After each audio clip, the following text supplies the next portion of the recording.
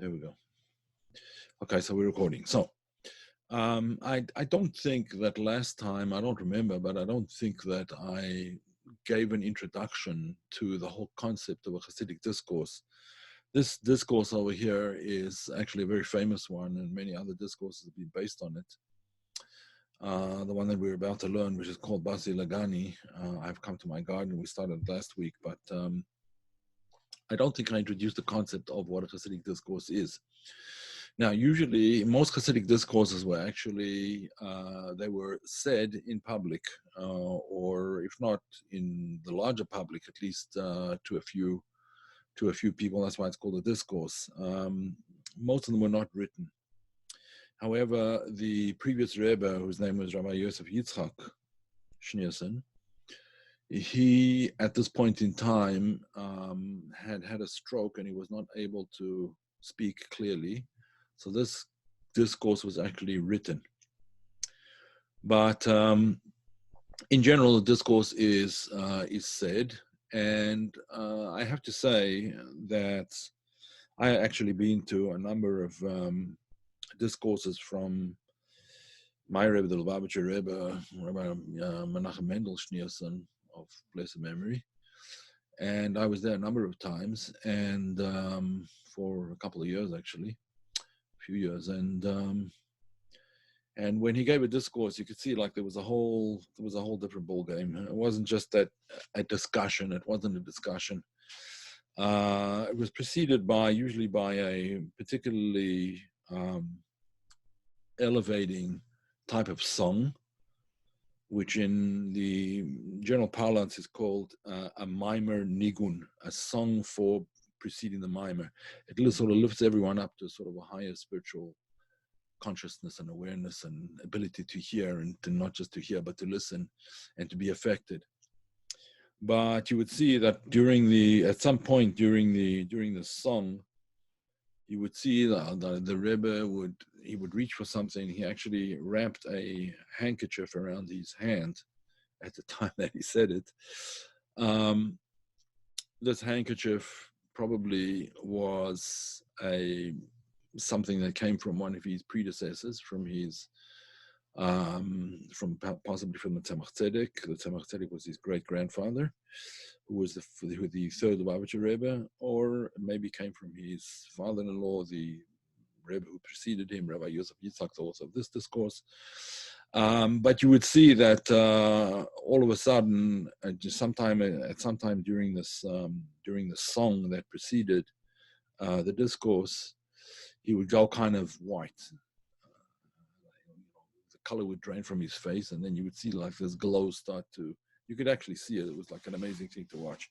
This glow started on his face, and he kind of began glowing, and then he would start the discourse. And if you think about it, he wasn't reading from any notes. None of the Rebbes were ever reading from notes while they were saying this discourse. It was completely what we would call in the parlance, we would call it a hashra Ruach HaKodesh. It was a spirit of holiness would rest upon them, and the words would just flow. And when the words flowed, they would flow in a very distinct and logical order. And one that was without having any preparation for it per se, you would be able to follow it completely and understand and be absorbed into it, so to speak.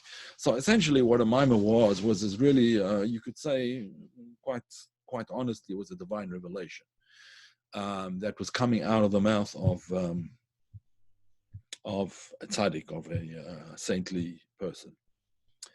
And that's what a discourse is. And essentially the idea is to bring you a godly idea wrapped up in words, which you then unpack into your life. I mean, that's basically the idea.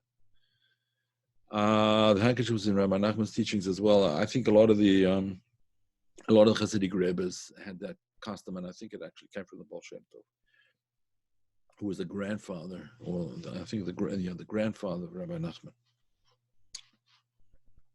In any event,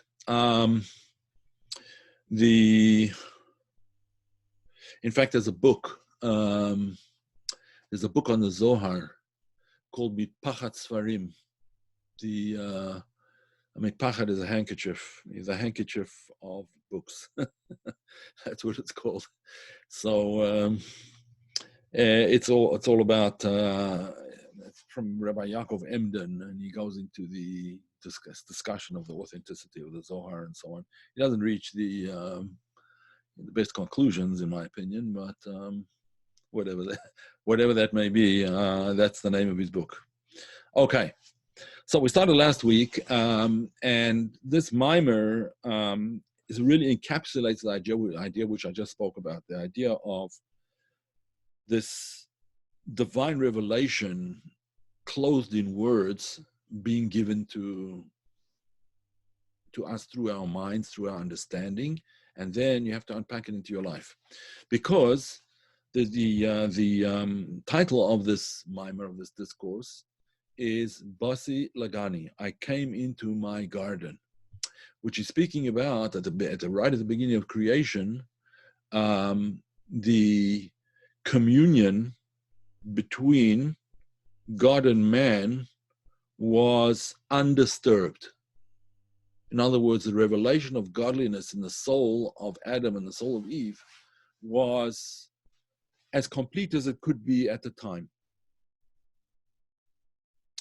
without any interference or any disturbances or any barriers. However, it didn't last for very long, because shortly after, in fact,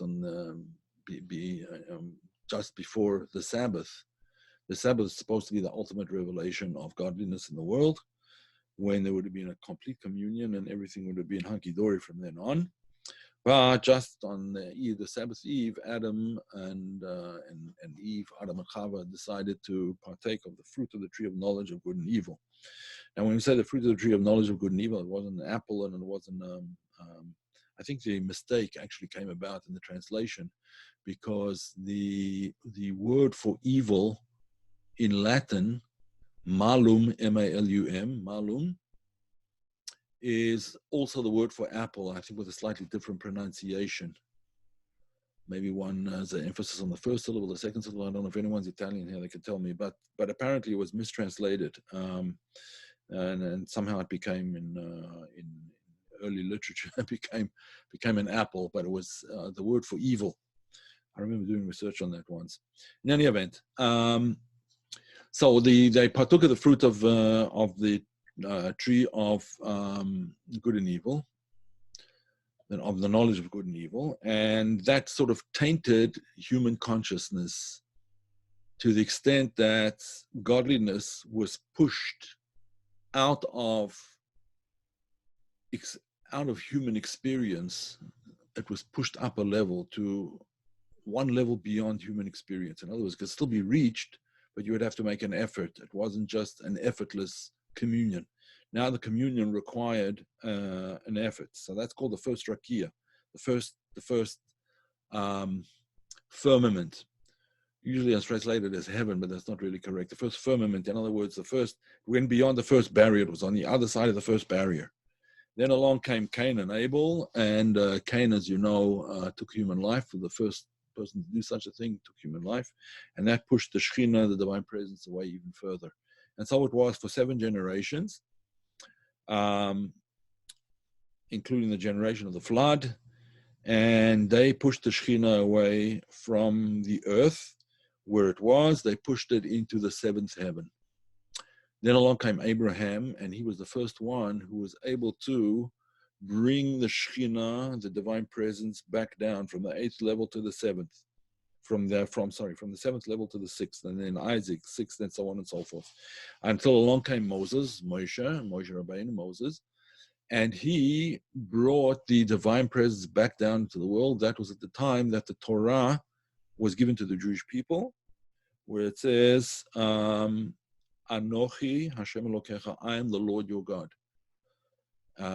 Prior to that, in the verse it says, Vayard Hashem al Har Sinai, God descended on Mount Sinai. In other words, invested in the in the Torah, which was within the consciousness. It became invested in the consciousness of the people who experienced that that event, and by extension, all their descendants have a kind of unaware awareness of it. You could call it an unconscious awareness of it. Just like you are unconscious most of the time that you're breathing, unless you make or that you're thinking, unless you think about thinking, and so on. In any event, so 7 generations, Abraham, Isaac, Jacob, and so on, Kohat, Levi, Amram, and then Moses, Moshe Rabbeinu, brought down the Shekhinah back down to earth. And the revelation of the Shekhinah, of the divine presence, was in the temple. First in the tabernacle, then in the first temple, and then ultimately in the second temple. Both of the temples were destroyed, again, because of sin.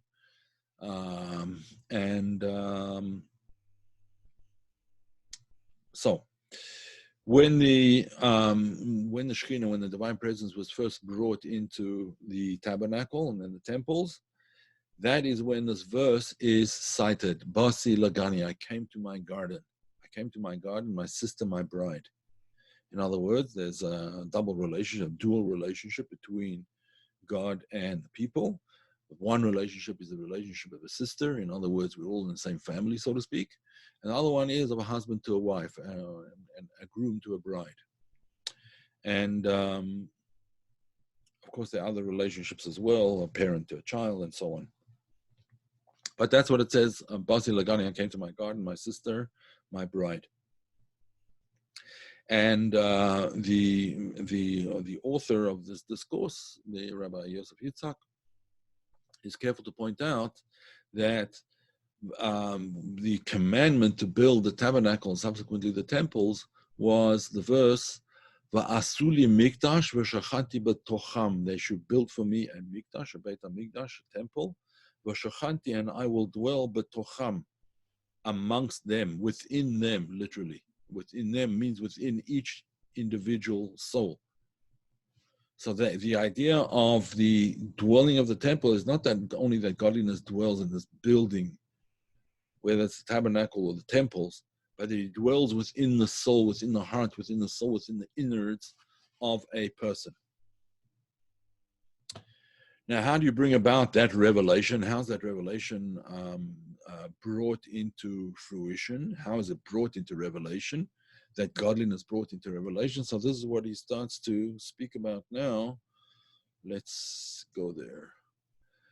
I hope everyone can see. The individual brings about this revelation of the divine presence within his personal sanctuary. In other words, within him, he himself, or herself, through her divine service of sifting and refining materiality. Sifting is sifting and refining, let's leave it at that. What does it mean? In the beginning of creation, the world of Tohu was created. The world of Tohu was a world in which divinity, godliness, the revelation was so powerful that it overcame the ability of the world to be able to contain it, and the world fell apart, shattered. Now, this was done by design. The shattering of the world was by design, that we would be able to pick up the pieces and reconstitute it and rebuild the vessels in such a way that the vessels would now be able to contain that revelation, but it had to be through man's work. Now, this was prior to the creation of Adam. It was prior to the creation of this world. This is the world of Tikkun. So Adam was supposed to do that Tikkun by, if he would have avoided that the fruit of the knowledge of fruit of the tree of knowledge of good and evil, that would have done all the refining that was necessary. He wouldn't have had to do any more. That was it. Just to refrain from partaking of the knowledge of evil, the consciousness of impurity. Had he done so, everything would have been fine, hunky-dory, and we would have been living in a time of divine revelation. But he didn't do that. So now, things fell apart, and we have to reconstitute. We have to go through the work of sifting and refining materiality. In other words, in the material world is buried all these sparks of holiness, and we have to elevate them. How do we elevate them? So he continues and he says, by subordinating and transforming his physical nature, by uplifting, transforming the physical nature of the person. In the spirit it is written, when this is actually from the Zohar, when the Sitra Achra, the Sitra Achra is a term that means the other side. They don't want to call it evil, they just want to call it the other side of holiness, the opposite of holiness. Why? Because when you call something a name, when you give something a name, if the name is a negative name, you give it energy, you energize it by giving it a name. So therefore, the Zohar does not want to refer to the side of evil as evil. It just refers to it as the other side, or the back side, the Sitra Achra, the back side, the other side. So as he says, the other side, literally, the other side, i.e. the cosmic forces opposing holiness. He says the cosmic force is not just one force, it's cosmic forces opposing holiness. Is subdued. When the Sitra Achra is subdued, the glory of God rises thereby. The glory of God becomes revealed and is diffused throughout the worlds. Now, when he says that the glory of God is diffused throughout all the worlds, what do you mean? The phrase throughout all the worlds is used by the Zohar. When the phrase throughout all the worlds is used by the Zohar, it intends to describe a level of divine light that is diffused equally in all worlds, i.e. the transcendent order of divine illumination that the Kabbalah calls Sovev Kol Almin. That's a good translation, right? When the transcendent order of divine illumination, which envelops all of the world equally. In other words, in that type of revelation, there's no levels of revelation. It's all equal everywhere because it's such a transcendent revelation that it transcends all particular levels. The worlds are not like that, as we'll get to that shortly. He's going to explain that in a minute. But the worlds come in various degrees, various levels of revelation. I think I explained last time the word world in Hebrew is olam. The word for world is olam, O-L-A-M, olam, which is from the word he'elem. He'elem in Hebrew means concealment. So the word world is a concealment. The world is a concealment of divinity, of godliness. But as far as the Sovev Kol Almin is concerned, the transcendent light, the worlds do not conceal it, but nevertheless it's not revealed in the world. It's not revealed because there's nothing to contain it. The world does not contain it. But when evil is subdued, when the Helem, when the concept of hiddenness, concealment of godliness is removed or subdued, then we will automatically be aware of that transcendent godly revelation. So the light of Sovev Kol Almin is unique. I don't know why I put this here in brackets, but whatever, it's there. So the spiritual world the spiritual worlds exist at various levels.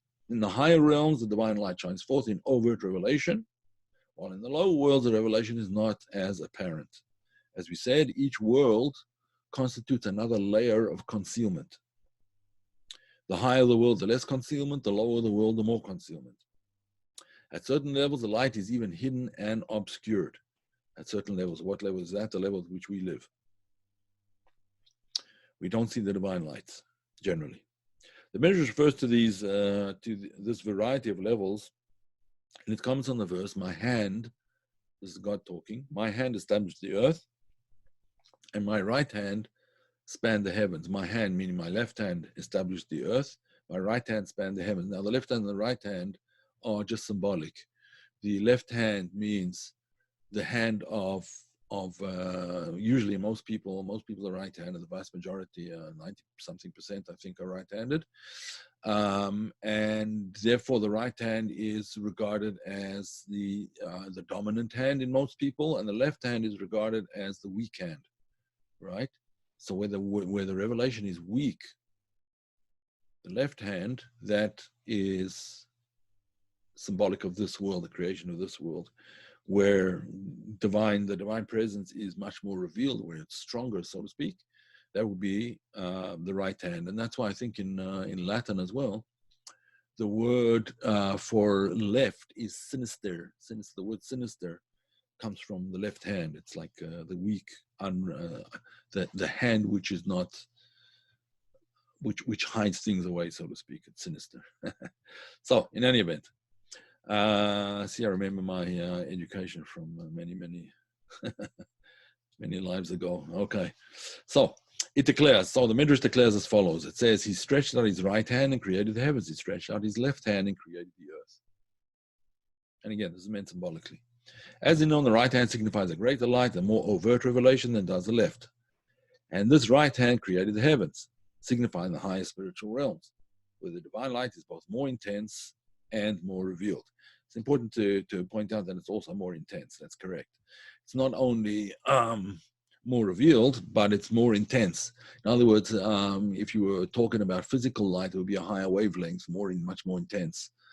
Lower wavelengths are less intense light, and higher wavelengths, more intense light. Okay, so to speak. I'm only using an analogy so you'll be able to understand. The left hand, by contrast,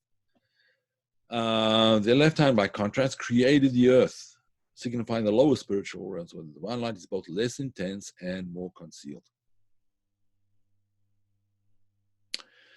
Okay, now he's going to cite a verse which has 4 terms in it, which signify the 4 created worlds.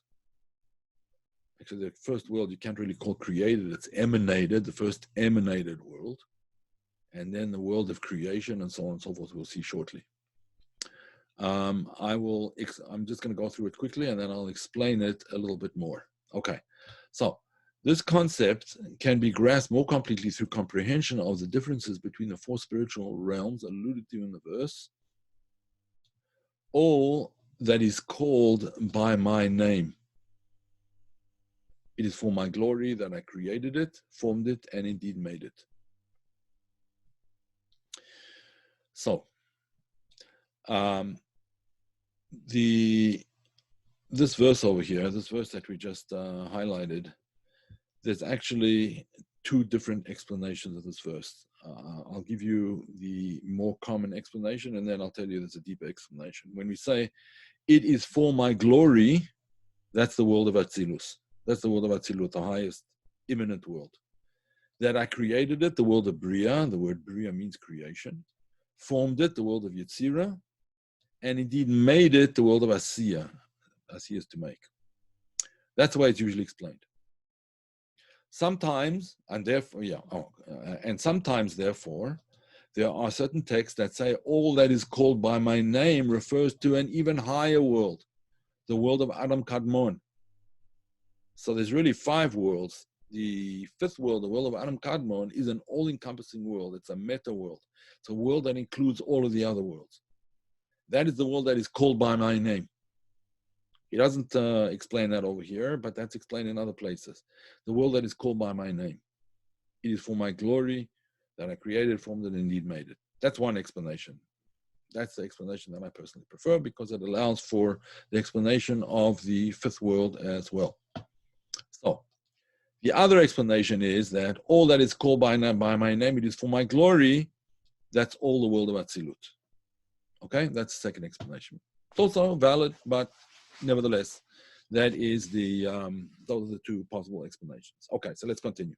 So there's 4 worlds that we're going to speak about now in descending order. The world of Atzilut, the world of Bria, the world of Yetzirah, and the world of Asiya. And I'll explain this a little bit more in a minute. So these words allude in descending order to the 4 worlds, i.e. to the 4 stages in the creative process. In other words, in the process of creating the spiritual worlds until you get to the physical world. So the world of Atzilut is the highest world, the world of emanation, the world of Bria, the world of creation, the world of Yetzirah, the world of formation, and the world of Asiya, the world of action. Now, let me just explain. He's going to explain it shortly himself, but I'll just explain briefly like this. When we say the world of emanation, what do we mean by it? What's the difference between emanation and creation? Well, something that's emanated is not yet separated from its source. It's emanated from its source. Like you could say, I suppose you could say something like, when the rays of the sun emanate from the sun. They're not separated from it. If they would be separated from the sun, there would be no ray. The ray would just die out right away, right? It wouldn't be there. It's emanated from the sun. It's, in other words, the ray of the sun is the sun itself, but extending outwards. Okay. So that would be the world of Atzilut. The world of Bria is actually creation. That means that there is something that is created that is now separate from, although it is encompassed by, but is nevertheless regarded as separate from the Creator. Nothing is actually ever separate from the Creator, but it appears that way. It seems to be separated. Right? The world of Yetzirah is where not only is there this created, the creation of mass, so to speak, spiritual mass, but now it takes upon a form. That's the world of Yetzirah. The world of Yetzirah brings form to the picture. And finally, the world of Asiya, the world of action, the world in which the spiritual counterpart of the world in which we live. Okay, so it's going to explain a little bit more. Are there any questions? Let's see here. Are there any questions? Why can't I see my chat? Here we go. Still don't see it. What happened to it? I don't know. Okay. If there's no questions, we're okay.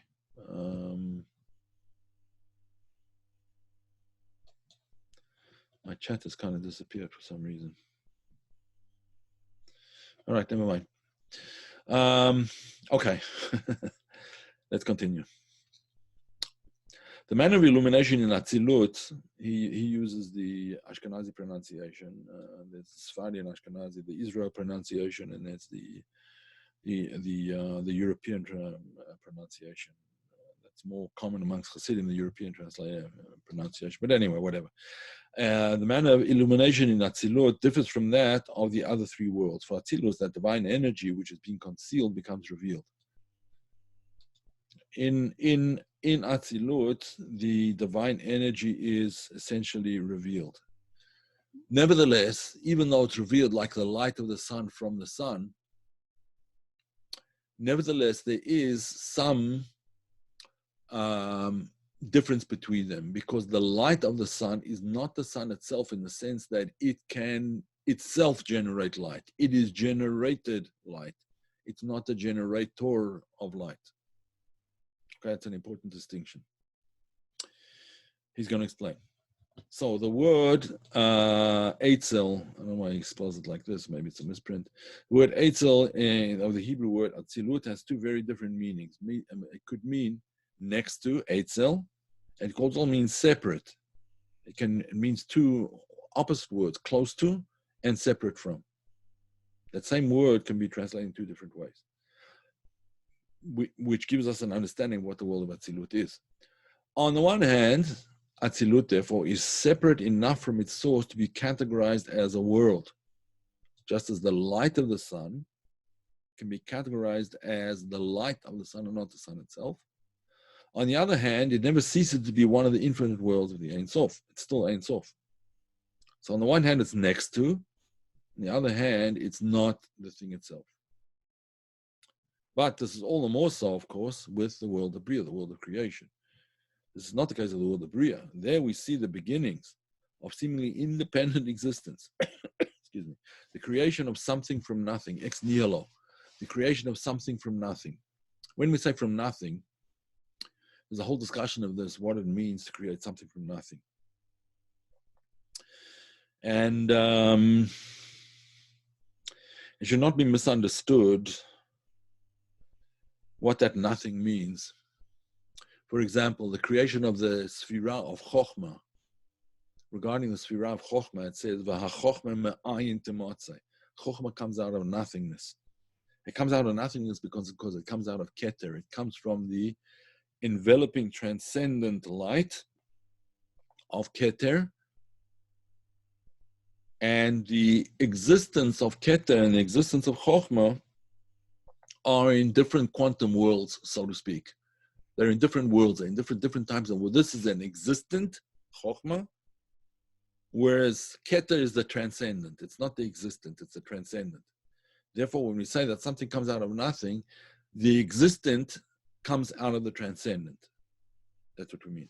Okay, we'll see how he explains it. In the above quoted verse, the phrases "my name" and "my glory." Remember, in that word, all that is called by my name and my glory.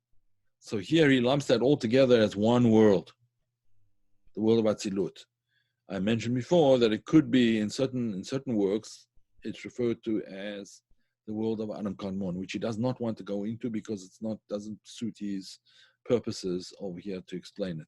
It's not that he didn't know about it, of course he knew about it, but he is explaining it because he wants to explain what kind of revelation comes into revelation in this world, which is the most important thing that he sets out to explain here. This is what he's doing. Okay, so now that's referred to the world of Atzilus, which is still integrally united with its source, like the light of the sun is united with the sun, a world in which the divine light shines forth in utter revelation. In fact, that world is the revelation of that divine source. Like the light of the sun is the revelation of the sun, although it is not the sun itself, it's the revelation thereof. So, the divine revelation in the other three worlds, in the world of Bria, Yetzirah, and Asiya, is very different from the revelation in Atzilus. Inasmuch as they are creations and hence perceive themselves as having an identity distinct from that of their source. They are creations.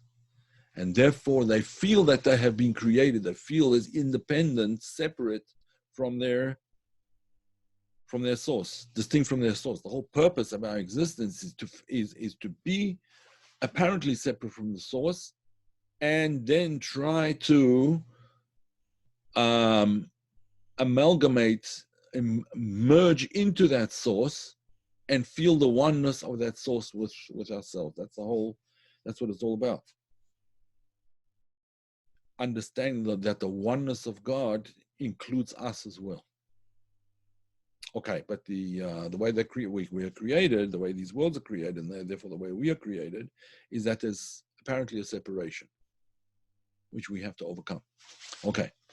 Moreover, as their separate names indicate, Bri, Yetzirah, and Asiya, there are differences in the degree of light received by each.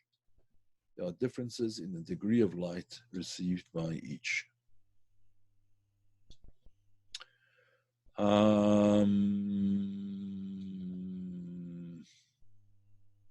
see there is a comment. I found the comments. Okay.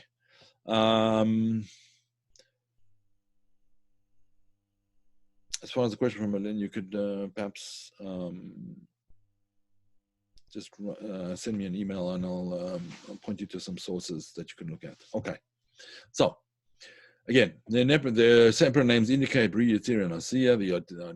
There are differences in the degree of light received by each. Now, I'd like to give you an analogy.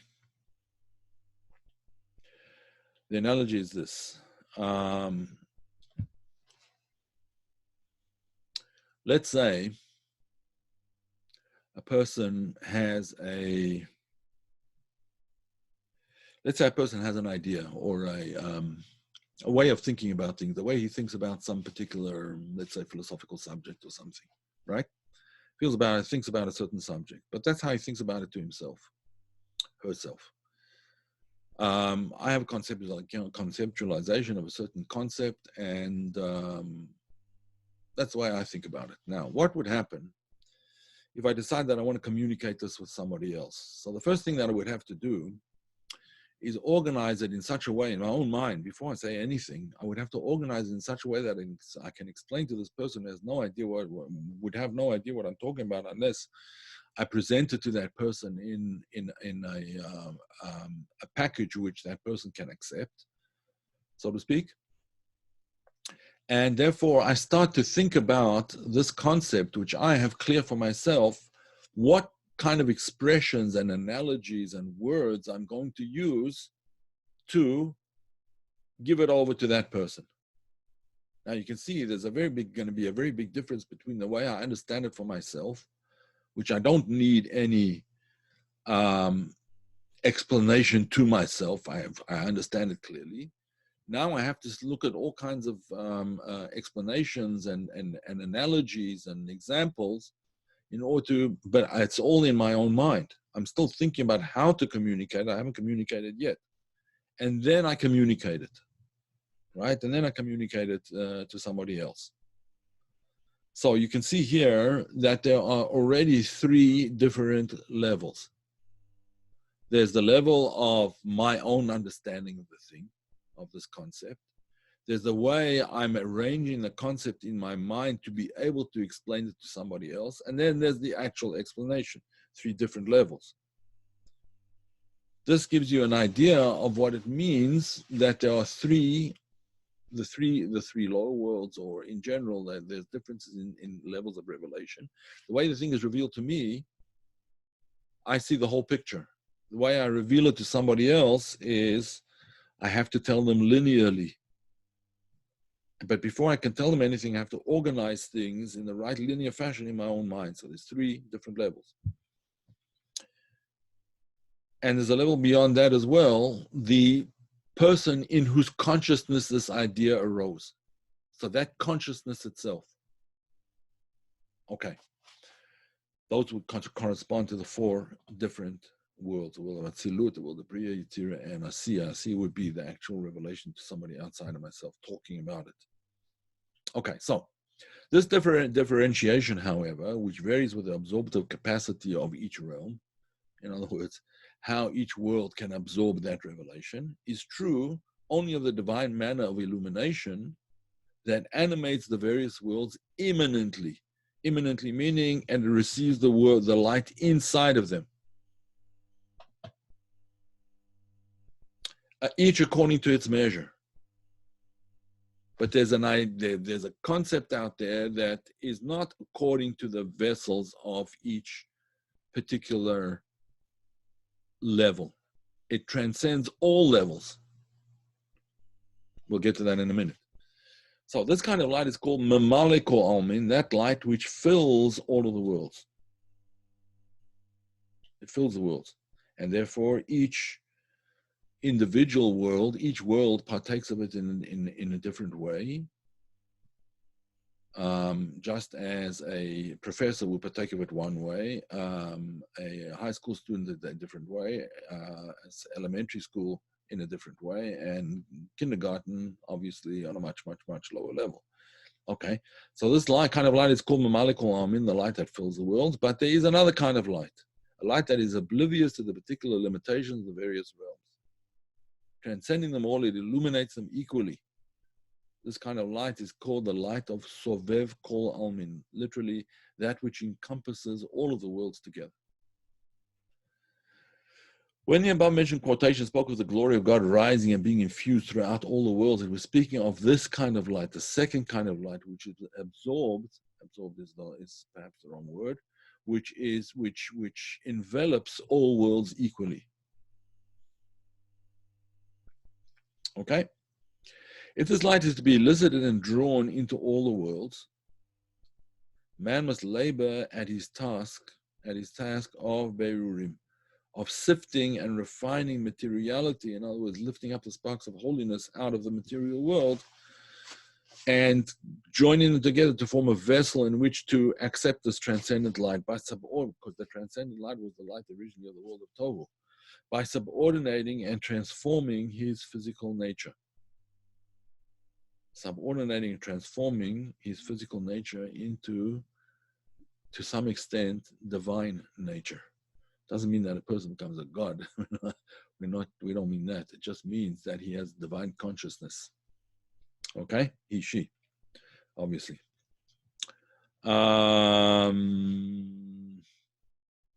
Okay, so that's what is meant by the statement, the above statement from the Zohar. So, when the Sitra Achra, when the other side is subdued, i.e. when laboring at his divine service, a Jew, a person, subjugates the forces of unholiness and darkness, and is transformed into light. The ensuing light is superior because it issues from the darkness. Now, this itself is a very important concept. There's actually a statement in Mishlei. Mishlei is Proverbs from King Solomon, which speaks about Yitron ha'or min ha'choshech, the advantage or the superiority of light that comes out of darkness. When it means the light comes out of darkness, what does it mean? It means that the darkness is transformed into light. That's what it means. It doesn't mean that the light shines through the darkness. It's that the darkness itself becomes light. As the Baal Shem Tov would say, when the darkness itself lights up. The darkness itself becomes light. It's not illuminated by an outside source. The darkness itself becomes a source of light. So, as he says, when darkness is thus transformed into light, this light is superior in that its illumination is manifest even in the physical world below. It is drawn equally into all of the worlds. Why? Because it was the transformation of darkness into light. In these terms, we can understand the above quoted statement of the Zohar. When the Sitra Achra is subdued, when the other side is subdued, the glory of God rises thereby and is diffused throughout all the worlds. When we say the glory of God, we mean this transcendent light of Sovev Kol Almin that encompasses all the worlds. As he explains, this refers to the transcendent level of divine light, which is Sovev Kol Almin, whose diffusion equally encompasses all worlds, below and above. This, as explained above, is what is meant by the verse, and they shall make me a sanctuary, and I will dwell within them, within each and every individual, through his labors in the divine service of subjugating his physical nature and transmuting darkness into light. So, through subjugating your physical nature, transforming darkness into light, that's what makes a sanctuary in which God dwells. Transforming the darkness into light. As he explains, in this way, the resultant light is enhanced, and the glory of God rises and is diffused throughout all the worlds. For the transcendent light of Sovev Kol Almin is thereby revealed. That transcendent light is revealed when a person subdues the darkness within and transforms the darkness within into light. And that is a fundamental concept in Jewish thought, transforming the darkness into light. And then that light is there for everybody. It's not something that the person can keep for himself. It's a transcendent light. The imminent levels of light, yeah, that's for you. You can share it, of course, but it's essentially illuminates inside of you. Whereas with the transcendent light, when that is drawn down, it transcends you as well, and it's there available for everybody. Okay, see you next week. I'm just going to read the summary. The essence of the Shekhinah, the essence of the divine presence, was apparent in the lower worlds. The chapter explains that the ultimate purpose of the world's creation is God's desire for a dwelling place in the lower worlds. This territorial abode is constructed through man's divine service, subduing and transforming his physical nature. In this manner, he causes the transcendent light of Sovev Kol Almin, which illuminates all worlds equally, to be revealed. All right.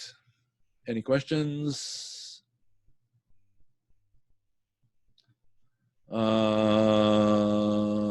There was gold in there for sure, yes.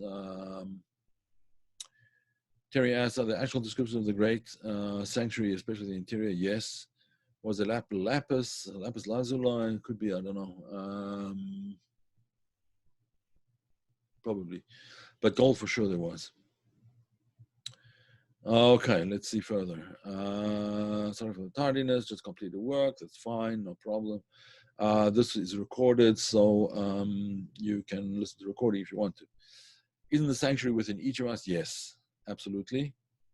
You had a dream of such. Well, you got great dreams. Tell us the secret, Terry. Okay. Okay, everybody. That is as far as we're going to go today. Next week, I hope I'll send out the link earlier.